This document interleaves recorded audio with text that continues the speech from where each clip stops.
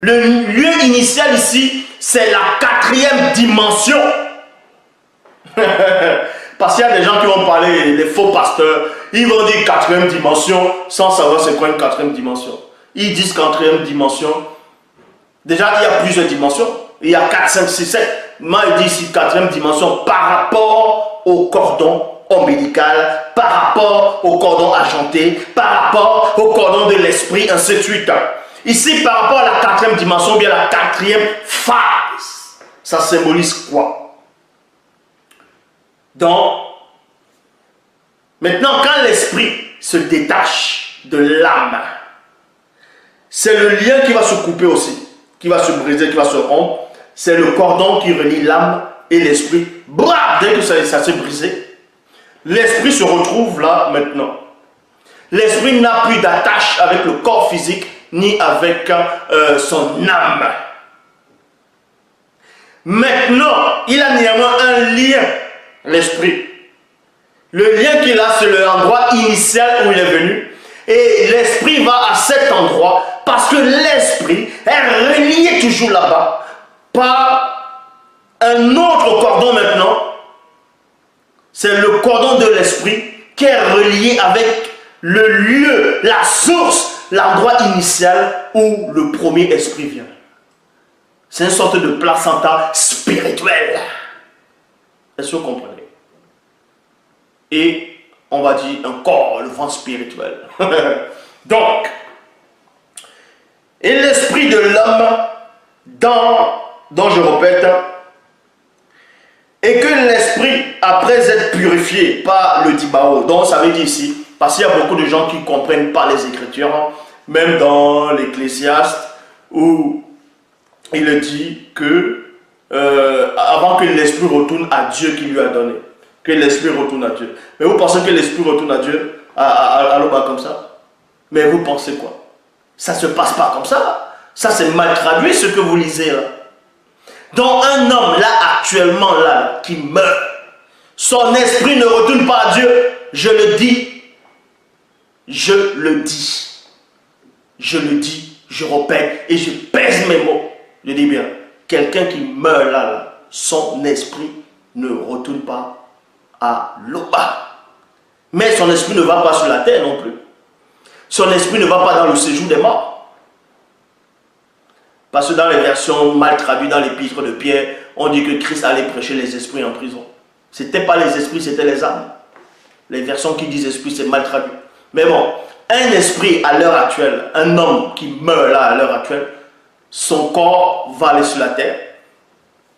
On peut l'incinérer tout ça selon selon certains, mais le corps reste sur terre, l'âme va dans le séjour des morts, son esprit ne va pas à Dieu directement, parce que ce n'est pas comme ça.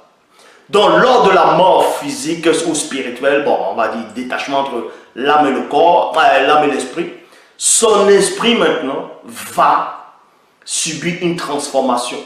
De même que le corps va retourner dans la poussière. Écoutez très attentivement. Le corps retourne dans la poussière comme elle y était. Dans la terre.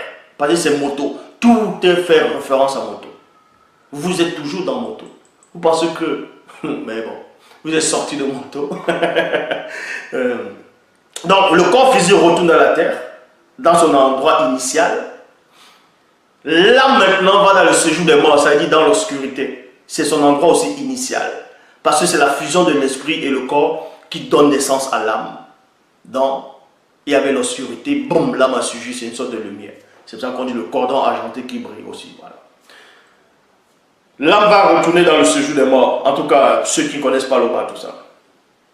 Maintenant, l'esprit va aussi retourner, non pas à l'Oba, mais va retourner au lieu initial du premier esprit d'homme, c'est-à-dire de moto. Mais pour ça, va être purifié. Parce que quand, selon la Bible actuelle, dans Genèse chapitre 2, verset 7, dans la traduction Abbé Filion, le Seigneur Dieu forma l'homme du limon de la terre. Il souffla, bon, dans deux versions, il a soufflé dans ses narines, l'homme est devenu vivant et animé, ou bien est devenu une âme vivante. Ça veut dire quoi? Quand on souffle l'homme, écoutez attentivement, écoutez très attentivement. Vous allez voir qu'il n'y a qu'un seul enseignant. Le bas. C'est comme de l'eau, c'est le principe avec de l'eau. Vous prenez un gobelet, vous mettez de l'eau, l'eau prend la forme du gobelet. C'est logique. Voilà. Vous prenez un corps physique, on souffle dans le corps. Le souffle, c'est quoi? C'est le souffle. Et mais ce souffle-là qu'on a soufflé dans moto, dans le corps de moto, était accompagné par le Mundi. Et c'est un souffle vivant, mais pas conscient de lui-même. Parce que c'était la formation de moto. Donc on va souffler dans l'âme physique. Et on souffle.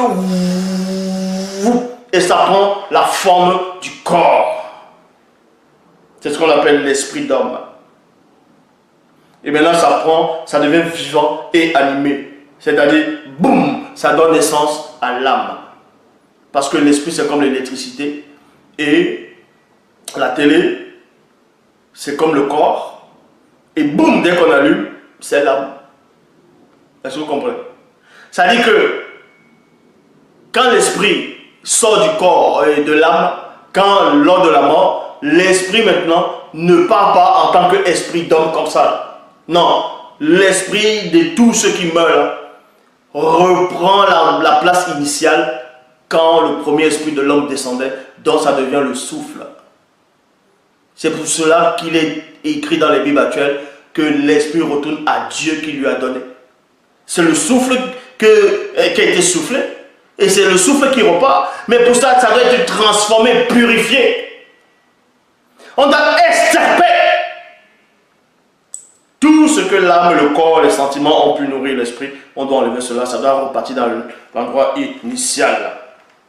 Et cet endroit initial maintenant, c'est ce lien qu'on appelle la quatrième dimension par rapport au cordon spirituel.